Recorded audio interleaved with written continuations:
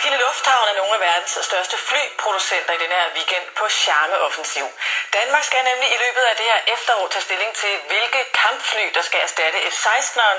En investering, der meget vel kan gå ind og blive Danmarks historiens største våbenindkøb. I omegnen af 30 milliarder kroner skal der bruges. Og valget står mellem Joint Strike Fighteren her fra USA, det dyreste og nyeste af de 3 fly. Så er der F-18 Super Hornet, også fra USA, en noget ældre model. Og så er der flyet her fra europæiske Airbus Eurofighteren, hedder det her fly. Og selvom vi er et lille land, er der meget på spil for de store flyproducenter. Det danske flyvalg kan nemlig blive afgørende for, hvilke kampfly andre lande vælger. 2 kampfly i luften over Sjælland med kurs mod Roskilde. Der taler om 2 F-18 Super Hornet kampfly.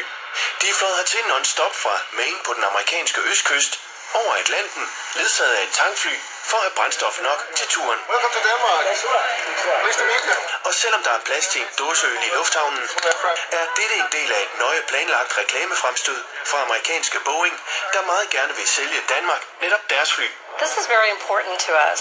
Being in Denmark, partnering over the long term is huge. It is about the bigger Boeing, the bigger Denmark, and what we can do together. Airbus lander her i Roskilde med deres kampfly, den såkaldte Eurofighter. Det betyder enormt meget for Airbus at få afsat fly til Danmark, fordi for det første er kampflysmarkedet meget lille nu efterhånden. Så det kan godt være, at man i Danmark siger, at 30 fly ikke er særlig mange fly, men det er altså nok. Også Lockheed Martin er opsatte på at sælge os deres fly, selvom den milliondyre Joint Strike Fighter simulator i går brændte ned. Denmark is a critically important part of this program. They're in the partnership. They have been since 2002. They've invested in the development of this program, and we have industrial relationships that are critical to this program.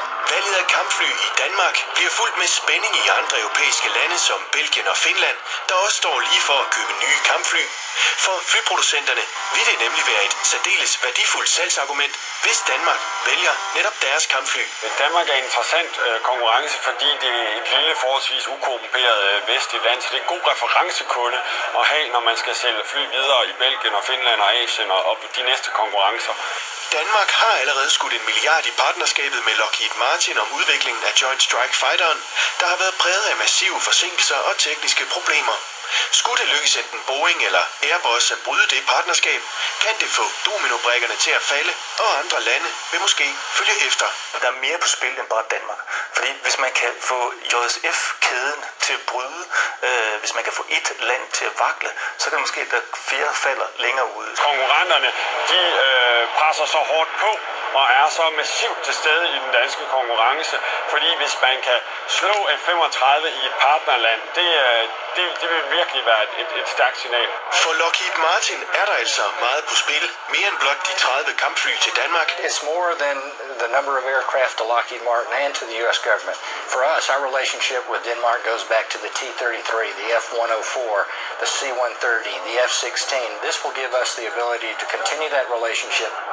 I Roskilde står flyene resten af weekenden, så interesserede kan komme helt tæt på i luftkampen, der nu for alvor er skudt i gang.